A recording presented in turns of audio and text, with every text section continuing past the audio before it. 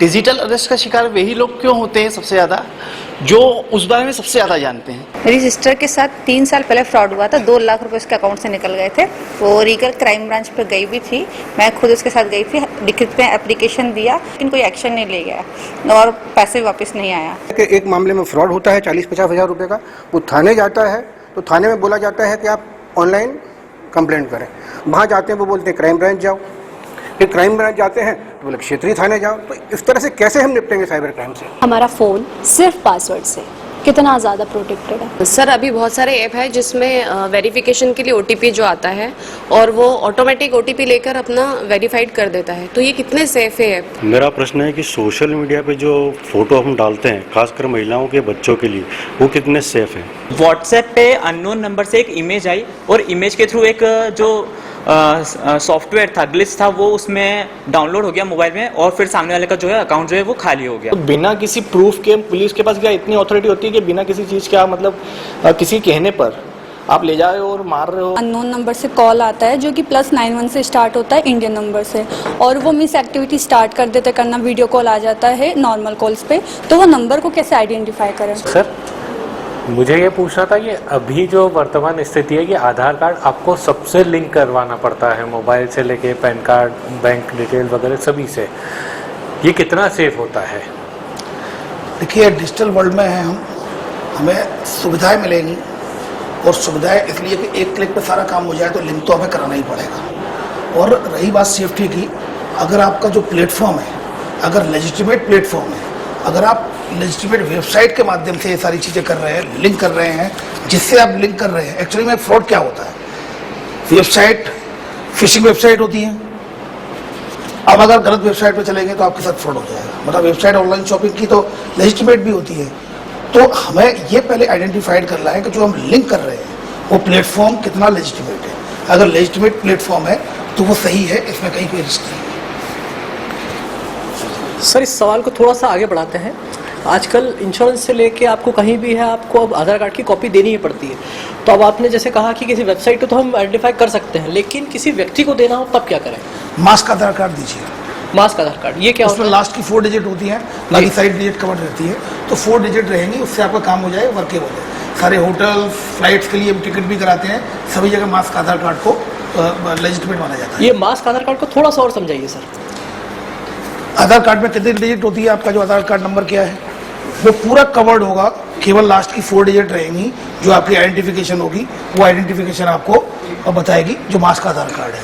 तो ये आपके लिए वर्केबल रहेगा, इससे पूरा डिस्क्लोज नहीं होगा, वर्केबल जो डिजिट्स है वो आपका काम करेगा। Hi sir, Monica Pandey. Sir मेरा ये सवाल है कि हमारा फ़ोन सिर्फ पासवर्ड से कितना ज़्यादा प्रोटेक्टेड है? कितना ज़्यादा प्रोटेक्टेड है? जैसे मैं कहीं पासवर्ड? हाँ सर, फ़ोन है, नॉर्मल पासवर्ड डालते हैं अपन प्रोटेक्शन के लिए, कितना ज़्यादा प्रोटेक्टेड है? दूसरा ये कि मैं कहीं गई शोरूम पे या कहीं भी, फिर मैं फ़ोन भूल जाती हूँ, 20 मिनट बाद मुझे याद आता है कि मैं तो मेरा फ़ोन भूल गई। हालांकि वो बंदा साइबर ठगी के मामले में थोड़ा बहुत जानकार है, उसे पता है कैसे, तो वो अगर कुछ छेड़छाड़ करता है फ़ोन के साथ, हमें कैसे पता चलेगा कि फ़ोन के साथ कुछ हुआ है और क्या ये पॉसिबल है? नंबर 1, पासवर्ड कितना सेफ है ये डिपेंड आप पे करेगा, पासवर्ड कैसा बनाया है। पासवर्ड अगर आपने डेट ऑफ बर्थ लिखा है, अपना घर का नाम लिखा है, तो आप मान के चलिए कि बहुत इजीली गैसेबल होता है, आसानी से ट्रैक हो जाएगा।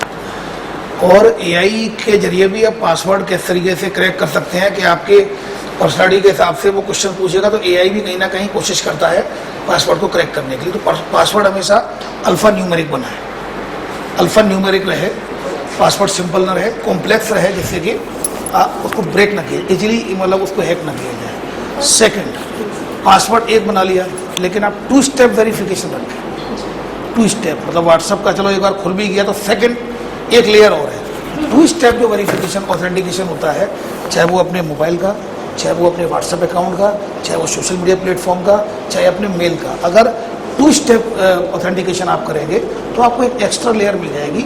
और जहाँ संभव हो मल्टी फैक्टर ऑथेंटिकेशन किया जा सके तो मल्टी फैक्टर ऑथेंटिकेशन करें, वो सुरक्षित है, 100% सुरक्षित है। पहला पॉइंट। दूसरा, मोबाइल अगर आपका कहीं खो जाता है तो 20 मिनट तक वेट मत करना, क्योंकि 20 मिनट बाद आपके अकाउंट से पैसा चला जाएगा तो अपने आप पता चल जाएगा कि मेरा मोबाइल चोरी हो गया, उसने क्या डिस्टर्ब किया। आजकल कुछ केसेज ऐसे हो रहे हैं, मोबाइल जाता है, व्यक्ति ढूंढता है कहाँ चला गया, दिन भर ढूंढता रहता है, 2 घंटे के अंदर 1 घंटे के अंदर पैसा निकल जाता है। तो इमीडिएटली अगर अपना मोबाइल खो गया, सबसे पहला काम क्या करना है, सिम को ब्लॉक कराना है, क्योंकि वो क्रैक कर लेगा। क्रैक करने के बाद उसका लॉक खोल लेगा मोबाइल का और फिर उसके आदमी के नंबर से फाइनेंशियल ट्रांजैक्शन करेगा। तो ये घटनाएं काफ़ी हो चुकी हैं, बहुत तेज़ी से हो रही हैं, इस तरह के गैंग सक्रिय हैं।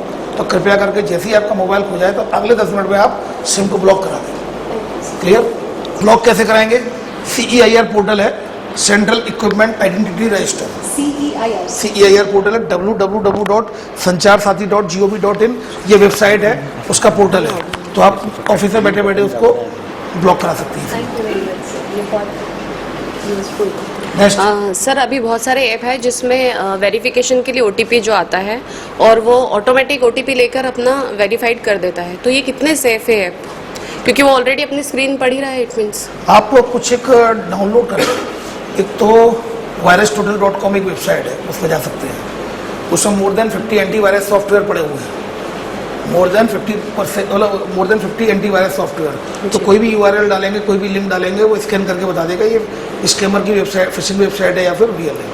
दूसरा एक मोबी आर्मर ऐप आता है, MOBIARMOUR, उसको डाउनलोड कर लेंगे तो उसमें कोई ऐप जो URL है, कोई लिंक है, कोई मेल है, सस्पेक्टेड है या नहीं, तो ये आप उससे ट्रैक, कोई नंबर सस्पेक्टेड है या नहीं, उसको ट्रैक कर सकते हैं।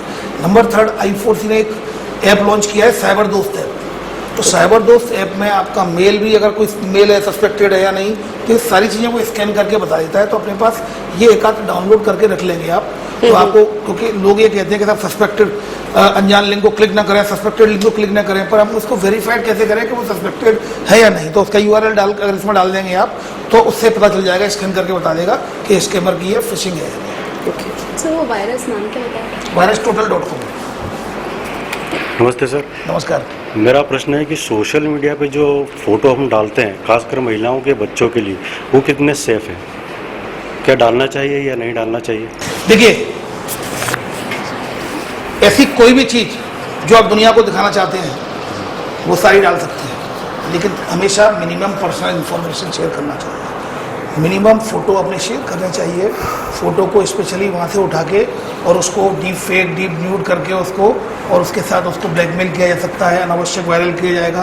हालांकि वो सब आइडेंटिफाइड हो जाएगा, इन्वेस्टिगेशन में पता भी चल जाएगा फेक है, कार्रवाई भी हो जाएगी।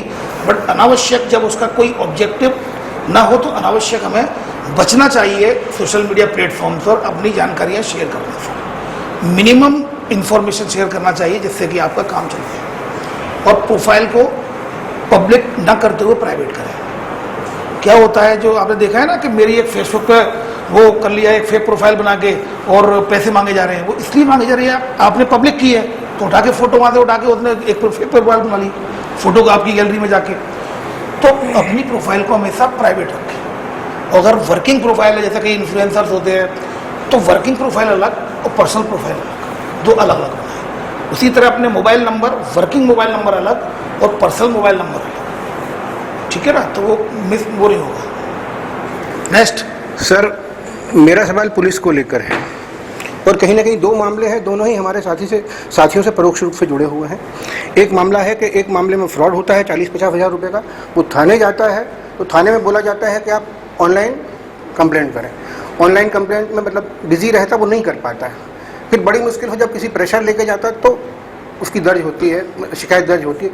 दूसरा मामला एक फेसबुक पेज हैकिंग का मामला है कि वहाँ से साइबर थाना है अपना जो पिपलिया थाना पे, वहाँ जाते हैं वो बोलते हैं क्राइम ब्रांच जाओ, फिर क्राइम ब्रांच जाते हैं तो बोले क्षेत्रीय थाने जाओ। तो इस तरह से कैसे हम निपटेंगे साइबर क्राइम से? देखिए, सबसे इम्पोर्टेंट ये है कि क्राइम ब्रांच कभी नहीं बोलती कि आप थाने में जाओ, क्योंकि क्राइम ब्रांच में पिछले 1.5 साल से तो मैं देख रहा हूँ हर तरह की कंप्लेंट ले रहा हूँ। वो 5 करोड़ की भी कंप्लेंट्स हम ले रहे हैं और 10,000 की भी कंप्लेंट्स ले रहे हैं। 1 दूसरा, व्यक्ति मैं मानता हूँ थाने पे हो सकता है ओवरलोड होगा तो उन्होंने बोला होगा, या खुद ही। आपको एक बात बताऊं, अभी थोड़ा सा उनको कैपेसिटी बिल्डिंग के लिए काम कर रहे हैं, उनको भी पता नहीं है कि साइबर फ्रॉड से हमें कैसे कंप्लेंट रजिस्टर करानी है, तो वो भी ट्रेंड नहीं है, इसलिए कैपेसिटी बिल्डिंग पे काम चल रहा है। और Indore police commissioner Santosh Singh sir के आने के बाद सभी थानों में अब साइबर डेस्क बना दी गई है, उसमें 2-2 ट्रेंड आदमी बैठा दिए हैं, अब 1930 पे आपकी कंप्लेंट हो जाएगी। दूसरा, पिपलियाना में सामान्यतः बड़े केसेज लिए जाते हैं, पर जो वर्ल्ड कप चौराहे पर जो पिपलियाना जो आप बता रहे हो, सामान्यतः बड़े केसेज लिए जाते हैं, स्टेट साइबर सेल का ऑफिस है। बाकी रीगल चौराहा क्राइम ब्रांच में आप बिल्कुल आए, यहाँ पर आपके financial fraud, social media fraud, किसी की फेक प्रोफाइल बना ली, फेक आईडी बना ली, उसकी कंप्लेंट रजिस्टर्ड होगी। The point here is that अगर फेक प्रोफाइल बना ली है, टाइम लगता है। एक्चुअली में सारे ऑफिस यूएस में हैं, इनके फेसबुक, इंस्टाग्राम, दिल्ली या कहीं अलग अलग स्टेट में इनके नोडल बैठते हैं, तो माध्यम से जानकारी आती है, इसलिए जानकारी बहुत लेट आती है। तो इन केसेज में अपन को पेशेंस रखना होगा, और इसलिए मैंने आज पॉडकास्ट जो किया था, डिस्कशन भी किया, 1930 पे आप कंप्लेंट कर सकते हैं, www.cybercrime.gov.in, ये national cyber crime reporting portal है। आप स्वयं अपने आप को आत्मनिर्भर बना सकते हैं। अगर आपके साथ फ्रॉड होता है, स्टेट अभी अपने ऑफिस से सबसे पहले कंप्लेंट 1930 कर दी। अगर व्यस्त है 1930 तो www.cybercrime.gov.in, इस पर ऑनलाइन रिपोर्टिंग पोर्टल है, आप इस पर कंप्लेंट कर सकते हैं। इंदौर के विक्टिम है तो इंदौर क्राइम ब्रांच ने साइबर हेल्पलाइन नंबर जारी किया है 7014917491244445। इन तीनों में कहीं ना कहीं आप ट्राई करेंगे तो आप कनेक्ट हो जाएंगे। सर मेरा क्वेश्चन ये है, आजकल गवर्नमेंट इतने कैंपेन्स ड्राइव कर रही है अवेयरनेस को लेके, उसके बावजूद पढ़े लिखे लोग भी इसके बहकावे में आ जाते हैं। अगर किसी का मनी चला जाता है तो उसके रिकवर होने के क्या चांसेस हैं? सबसे पहली बात तो ये है कि साइबर फ्रॉड से बचने के लिए पढ़ा लिखा होना इंपॉर्टेंट नहीं है, जागरूक रहना इंपॉर्टेंट है। एजुकेटेड होना और अवेयर होना ऑल टुगेदर डिफरेंट है। You may be educated but may not be aware, तो आपके साथ फ्रॉड हो जाएगा। तो इम्पोर्टेंट ये है कि हम एजुकेटेड हो या ना हो, इट डजंट मीन, बट सबसे इम्पोर्टेंट अगर साइबर फ्रॉड के लिए है तो वो है अवेयरनेस। पहली बात, पैसा रिकवर करने के चांसेस ये डिपेंड होता है, क्या होता है बताता हूँ आपको। आपके साथ फ्रॉड हुआ, ए अकाउंट से पैसा बी अकाउंट में गया, ए आपका अकाउंट, बी फ्रॉडस्टर का अकाउंट। जैसे ही अकाउंट में पैसा गया तुरंत अगले अकाउंट में चला जाएगा, तुरंत अगले अकाउंट में चला जाएगा, और फिर बाइनेंस ऐप के जरिए क्रिप्टो करेंसी में कन्वर्ट होकर बाहर की कंट्री चले जाएगा। अब ये स्टेज है, ठीक है। आपके साथ 11 बजे फ्रॉड हुआ, जैसे पैसे निकल गए, अरे यार मेरे साथ तो फ्रॉड हो गया, तुमने तुरंत 1930 कंप्लेंट की, तो क्या होगा, इमीडिएटली 15 to 20 मिनट में 1930 में ऑटोमेटिक मैकेनिज्म है कि जिन अकाउंट में पैसा गया है वो सारे अकाउंट होल्ड और फ्रीज हो जाएंगे। तो अब ये चांसेस काफ़ी बढ़ जाएंगे आपके, अगर आपने तुरंत कंप्लेंट कर दी।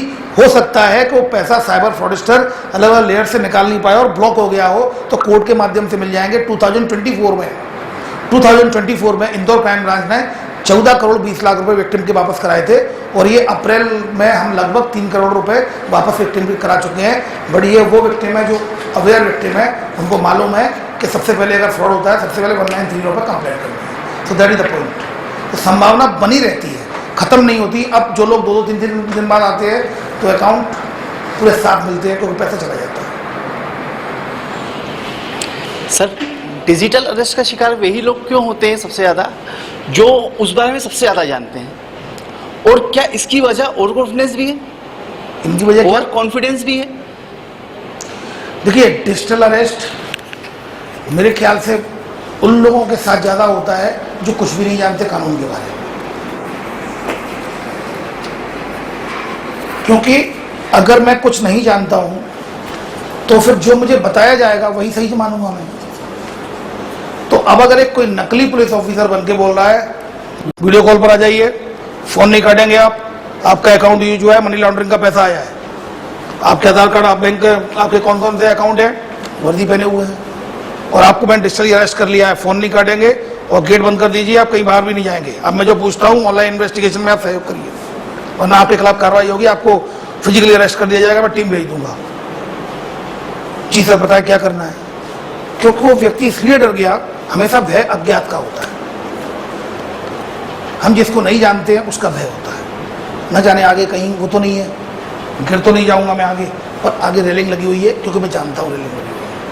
तो भय हमेशा अज्ञात का होता है, और ये उनको भय इस बात का है क्योंकि वो जानते ही नहीं है कि डिजिटल अरेस्ट जैसा कुछ होता नहीं है। लॉ एनफोर्समेंट एजेंसी केवल फिजिकली अरेस्ट करती है, डिजिटल अरेस्ट शब्द जो है it is invented by cyber fraudsters, ऐसा कुछ होता ही नहीं। सो दैट इज द पॉइंट।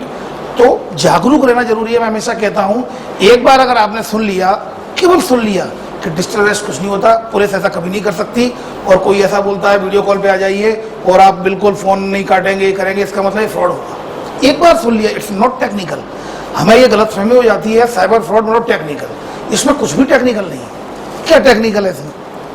आपका 3 लड़कों के साथ रेप का केस पकड़ा गया है, मैं अकाउंट नंबर दे रहा हूँ, पैसे दे, जी सर पैसे दे दिए, क्या टेक्निकल है इसमें?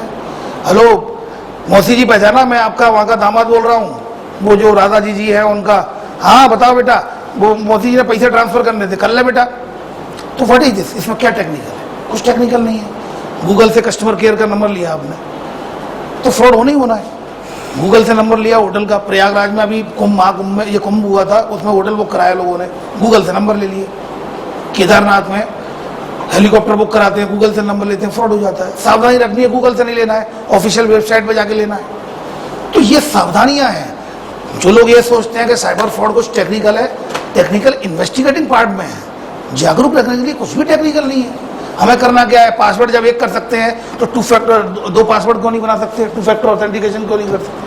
व्हाट्सअप उसी से मोबाइल से जो खुल रहा है, व्हाट्सअप के भी तो व्हाट्सअप का अलग होना चाहिए। अब किसी ने अगर तुम्हारा मोबाइल हैक कर लिया तो पूरी दुनिया में चला जाएगा आपकी। तो आपकी हर जगह कहीं ना कहीं कुछ ताले तो लगे होंगे। आप घर से बाहर जाते हो, मुझे एक चीज़ बताओ, आप घर से बाहर जाते हो कितने फैक्टर, कितने ताले लगाते हो?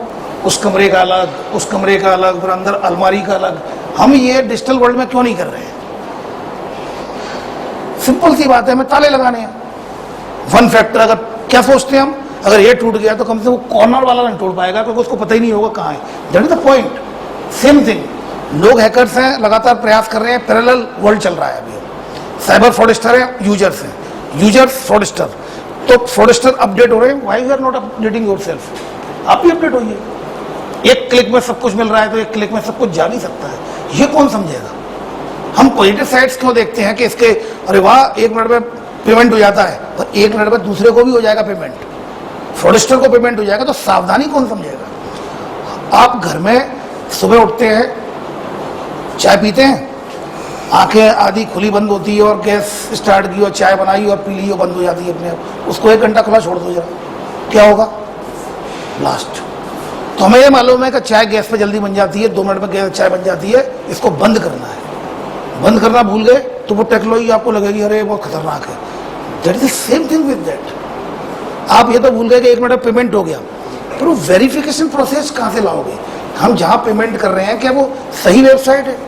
तो ये थोड़ा सा एक्सरसाइज आपको करनी पड़ेगी। देखिए, आप गाड़ी 4 व्हीलर में आपको भी दे दूँ, नीचे जो कोई आप चला लेती हो, वेरी गुड, इनको दे दूँ मैं 4 व्हीलर, बोलूँ राजवाड़ा चले जा, कहीं ना कहीं रास्ते में एक्सीडेंट हो जाएगा।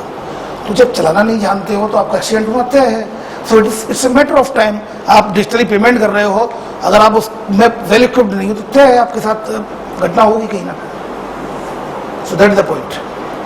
सर, कृति शर्मा, मेरा सवाल आपसे ये है that we all know AI is growing rapidly, the use of artificial intelligence. अभी थोड़े दिन पहले गिबली का भूत सवार था लोगों पे, उसके पहले डीपसीक जब बना था, चाइनीज बेस्ड जो AI मॉडल था, तब question were raised that when India is going to make such model. अब in near future India might make such model. अगर इनोवेशन होगा तो AI बेस्ड क्राइम्स भी बढ़ेंगे। अब क्राइम्स बढ़ेंगे, अब हमारे पास साइबर क्राइम्स के लिए लॉज हैं, IT एक्ट है, DPTPA एक्ट है। So do we have the laws related to AI artificial intelligence जो इनोवेशन को भी सपोर्ट करे और सिटीजन्स की सेफ्टी को भी प्रमोट करे? देखिए, सबसे पहले इम्पोर्टेंट हमें ये समझना होगा, जब भी कोई इन्वेंशन होता है, कोई भी टेक्नोलॉजी आती है तो उसमें बग्स होते हैं। इसी तरह साइबर क्राइम AI इम्प्लीमेंट होगी तो उसके बग्स समझ में आएंगे। अभी सिस्टम इवॉल्व नहीं हुआ है, इवोल्यूशनरी स्टेज पे है। चीज़ें आती जाएंगी, इम्प्लीमेंट होंगी, बग्स आएंगे, उनको रिकवर किया जाएगा, फिर इम्प्लीमेंट किया जाएगा। तो ये अभी ट्रांजिशन फेज में है, सारी पूरा वर्ल्ड ही इस समय ट्रांजिशन फेज में है। साइबर लॉस को लेके, साइबर क्राइम को लेके अभी AI जनरेटेड स्कैम क्या क्या होने वाले हैं लोग एंटीसिपेट तो कर सकते हैं, लेकिन पूरी तरह से नहीं। तो मैं फिर कह रहा हूँ कि ट्रांजिशन फेज में है, इवोल्यूशनरी स्टेज में, अभी बहुत समय लगेगा। 2025-26 बड़ा चैलेंजिंग रहेगा AI जनरेटेड स्कैम्स के लिए, और ये लेट्स सी किस तरह के आते हैं, पर लॉ एनफोर्समेंट एजेंसीज के लिए बड़ा चैलेंज रहेगा। वो अभी से इसको एंटीसिपेट नहीं किया जा सकता, क्योंकि कई इसके डायमेंशंस हो सकते हैं। और सर, अगर ऐसा बनता है तो जो इनोवेस्ट होगा, अगर उसका एल्गोरिथम ऐसा है कि जो यूज़ कर रहा है सिटीजन, वो उस अवेयरनेस है उसके पास, गवर्नमेंट ने या जो भी ऐप बनेगा उसने रूल्स टर्म्स दे दी कि ऐसे ऐसे आप यूज़ कर सकते हो, पर अगर उसका गलत इस्तेमाल होता है तो क्या जो बनाने वाला है उस पर कार्रवाई होगी? डेफिनेटली लॉ हमारे लिए पर्याप्त है। अभी भी इसको ऑर्गेनाइज क्राइम घोषित किया गया है। इसमें जो नया VNSS का कानून आया है, VNSS नए कानून में ऑर्गेनाइज क्राइम घोषित किया है, सेशन ट्रायल मामला इसको बनाया गया है। अभी भी हमने, आप ये देखो, सिंपल साइबर फ्रॉड में 6-6 महीने से जमानत नहीं हो रही है जिन्होंने म्यूल अकाउंट्स बनाए हैं। तो कहीं ना कहीं लॉ इस बार काफ़ी टफ है, मतलब अच्छा बनाया गया है लॉ, काफ़ी मतलब स्ट्रॉन्ग है। और मुझे पूरा विश्वास है कि आने वाले समय में जैसे जैसे चैलेंजेज आएंगे, जैसे अभी इन्फ्लुएंसर्स के लिए जो इन्फ्लुएंसर्स करते हैं क्या है, कई चीज़ों को प्रमोट करते हैं और जबकि वो चीज़ें फेक भी होती हैं, जैसे बैटिंग ऐप है जो इलीगल है इंडिया में लेकिन प्रमोट कर रहे हैं, तो कुछ इस तरह के भी कानून बन रहे हैं। Again I am saying it's just evolutionary stage, तो इवोल्व हो रहे हैं, पर कानून जैसे जैसे समस्याएं आती वैसे वैसे कानून बनते जाते हैं। फिलहाल अभी हमारे पर्याप्त कानून व्यवस्था, मतलब जो लॉज है, जो रूल्स एंड रेगुलेशन है वो पर्याप्त हैं, स्ट्रॉन्ग इनफ हैं कि अगर किसी को भी डिटेन करते हैं, जो सेक्शंस लगाते हैं, उससे हम उसको सजा देंगे। उसके अंदर AI के सारे फ्रॉड हो ये आ सकते हैं? बिल्कुल फ्रॉड ही होता है, चाहे वो AI बेस्ड हो या फाइनेंशियल फ्रॉड हो, चाहे किसी तरह का फ्रॉड हो, फ्रॉड तो फ्रॉड होता है। देखिए AI जनरेटेड, अगर AI का मैंने टेक्नोलॉजी का इस्तेमाल किया और आपके साथ फ्रॉड कर लिया तो it comes in the purview of fraud. चाहे AI का मैंने इस्तेमाल किया या फिजिकली किया, फ्रॉड। और अगर साइबर के टूल्स के माध्यम से, AI के माध्यम से तो ID एक्ट लग जाएगा। सो दैट इज द पॉइंट।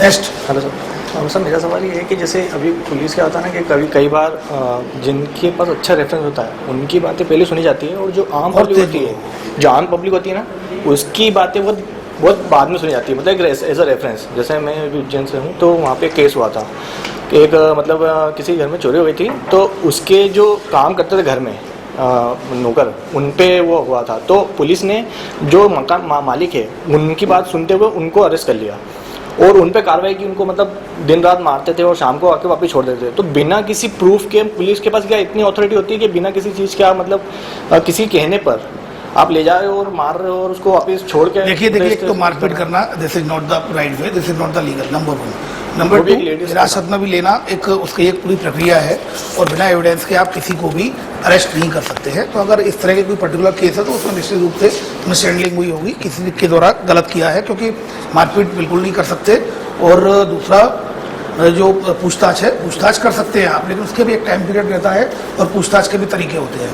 आप किसी के साथ मारपीट नहीं कर सकते। दूसरा, बिना एविडेंस के आप किसी को लगातार डिटेन नहीं रख सकते हैं। तो इसके लिए तो जैसे हमें पता है कि कुछ हो रहा है तो उसमें हम क्या कर सकते हैं, फिर वो इसमें सीनियर जो अथॉरिटी होती है उनको कंप्लेंट करेंगे हम, उनके अगेंस्ट, तो डेफिनेटली उस पर कार्रवाई होती है। सर, मेरा अगला क्वेश्चन ये है कि क्रिमिनल्स इतने कॉन्फिडेंट कैसे हो जाते हैं साइबर फ्रॉड करने के बाद में कि वो उनको कोई ट्रैक नहीं कर सकता? ये एक केस में ऑलरेडी देख चुका हूँ मेरे फ्रेंड के साथ में। साइबर फ्रॉड करा? जी बताऊं? जी बताएं। बताता हूँ। मैंने अभी डिजिटल अरेस्ट को कई आरोपी पकड़े हैं, उनकी लिंक कहाँ मिल रही है मालूम है? लाओस। एक तो मेरा वीडियो देखना, उसमें वीडियो डिजिटल अरेस्ट का वीडियो है, TCS के एम्प्लॉय को मैंने लाइव रेस्क्यू किया है। ये वीडियो काफ़ी वायरल हुआ है, ब्रूट इंडिया पे भी काफ़ी ज़्यादा वायरल हुआ है, सोशल मीडिया में काफ़ी वायरल हुआ था। उसमें देखना, मैं उसको चैलेंज कर रहा हूँ। मैंने कहा दिल्ली हैदराबाद तो कहीं भी होगा तो ये उठा के लाऊंगा। उसके 48 घंटे के अंदर उसका मैंने 2 से उठा लिया। वो बड़ा कॉन्फिडेंट था, उठा ले मुझे। तो मैंने उसका जो नेक्स्ट इमीडिएट था, जिसने क्रिप्टो करेंसी में कन्वर्ट किया पैसा, बाहर भेज दिया, उसको उठा लिया। उसकी लिंक अब लाओस मिल रही है। तो again this is the biggest challenge. आप दूसरी कंट्री में पहुंचे, इसलिए कॉन्फिडेंट होते हैं ज़्यादातर लोग। क्या है, बाहर डिजिटल अरेस्ट के जितने भी मामले हैं ना, सब ये अपने ये म्यांमार और ये कंबोडिया, इस तरह के जो सेंटर हॉट स्पॉट है वहाँ से करते हैं, इसलिए कॉन्फिडेंट होते हैं। गुड आफ्टरनून सर, मेरा सवाल ये है कि जैसे जो साइबर क्राइम है वो बढ़ता ही जा रहा है और नए नए तरीके आ रहे हैं इसको लेकर के, तो हम कैसे नए नए तरीकों के बारे में जान सकते हैं कि क्या हो रहा है? अभी रिसेंटली मैंने यूट्यूब पे ऐसा देखा था कि व्हाट्सएप पे अननोन नंबर से एक इमेज आई और इमेज के थ्रू एक जो सॉफ्टवेयर था, ग्लिच था, वो उसमें डाउनलोड हो गया मोबाइल में और फिर सामने वाले का जो है अकाउंट जो है वो खाली हो गया। तो ऐसा मुझे तो यूट्यूब के थ्रू पता चला, लेकिन अगर मुझे नहीं पता चलता और कल को मैं भी इस तरीके के हादसे का शिकार हो जाता कि किसी अननोन नंबर से मैंने जैसे कोई भी इमेज आई उसको देखने के लिए डाउनलोड कर लिया, तो इसके हम कैसे बच सकते हैं और कैसे हमें पता चले कि नए नए जो भी तरीके हैं वो आ रहे हैं? साइबर क्राइम तेजी से बढ़ रहे हैं, उससे तेजी से अपनी सैलरी नहीं बढ़ रही है। तो पॉइंट ये है जो तुमने खबर पढ़ी है वो जबलपुर की है, अभी भी उस पर डिस्कशन चल रहा है। अभी भी ऐसा उसमें 2 स्कूल्स ऑफ थॉट हैं, एक बोल रहा है कि नहीं हो सकता ऐसा, दूसरा स्कूल बोल रहा है संभावना है। अभी भी उस पर रिसर्च चल रही है। जबलपुर के प्रदीप जैन के अकाउंट से 2 लाख रुपए निकले थे, उनको व्हाट्सएप पे मैसेज आया था, एक इमेज आई थी, पहचानो इसको कौन है, और उन्होंने पहचाना, नहीं पहचाना, लेकिन अकाउंट को साइबर फ्रॉडस्टर ने पहचान लिया और 2 लाख रुपए निकाल लिए।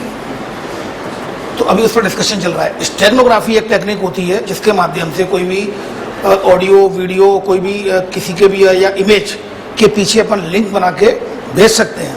पर चूंकि एक ऐप को डाउनलोड कराना ये थोड़ा सा डिस्कशन का विषय है कि ऐप डाउनलोड होकर अकाउंट खाली हो गया, ये भी डिस्कशन चल रहा है। तो इसको अभी पूरी तरीके से सही नहीं माने, इसको पूरी तरह विश्वसनीय इसलिए नहीं है कि कई बार फरियादी जो होते हैं ना, कंप्लेनेंट पैनिक होते हैं, वो पूरी स्थिति बता नहीं पाते। कोई लिंक पर क्लिक कर दिया हो, स्क्रीन शेयरिंग ऐप डाउनलोड हो गया हो, ओटीपी जो उसके मोबाइल पे आया वो ऑलरेडी उसको स्क्रीन शेयरिंग हो गई है, पैसा निकाल लिया। तो it's a matter of time.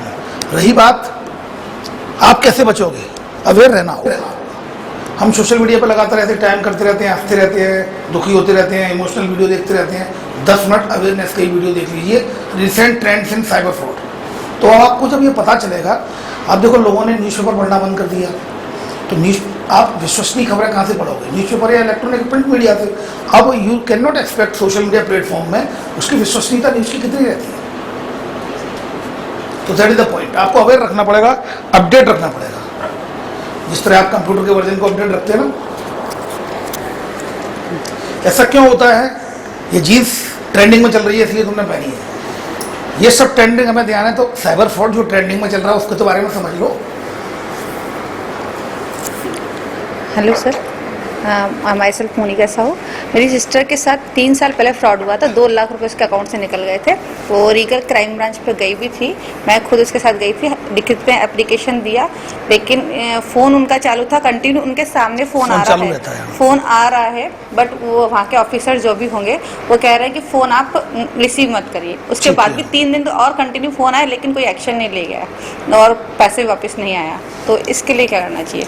पैसे वापस आना इस पर डिपेंड करता है कि क्या अकाउंट में पैसा होल्ड हो पाया या नहीं। तो ये बहुत मतलब ये पॉसिबल नहीं है कि पैसा रिकवर किया जा सके। हो भी जाता है कई बार, लेकिन इट्स वेरी डिफिकल्ट, चांसेस काफ़ी कम होते हैं। अगर पैसा एक बार चला गया, बाहर चला जाता पहला पॉइंट। दूसरा, क्या ये लोग सब लोग बाहर के होते हैं, बाहर के मतलब आउट ऑफ स्टेट होते हैं, कहीं ना कहीं इंटीरियर में होते हैं, तो लगातार कॉल करते हैं। तो सबसे पहला तरीका है कॉल को हम ब्लॉक कर दें।